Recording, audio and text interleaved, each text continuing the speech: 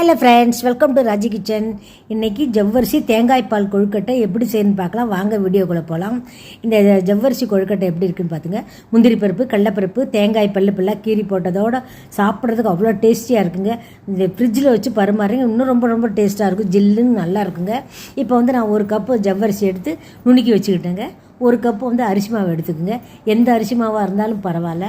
எடுத்து வச்சுட்டு ஒரு 1.5 கப் தண்ணி ஊற்றி நல்லா கொதிக்க விடுங்க. 1க்கு 1.5 அந்த 1.5 தண்ணி ஊற்றி கொதிக்க விட்ட பிற்பாடு இந்த மாவை கொஞ்சம் கொஞ்சமாக எடுத்து போட்டு நல்லா கலந்து விட்டுக்குங்க.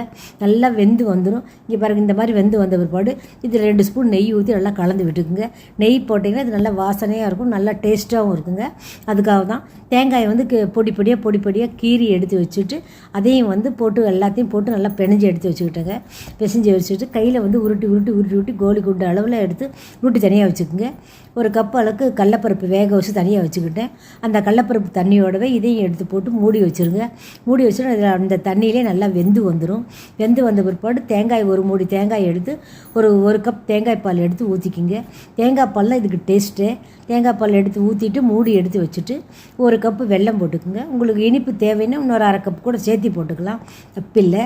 ஒரு ஸ்பூன் ஏலக்காய் தூள் போட்டு நல்லா கலந்து விட்டுக்குங்க.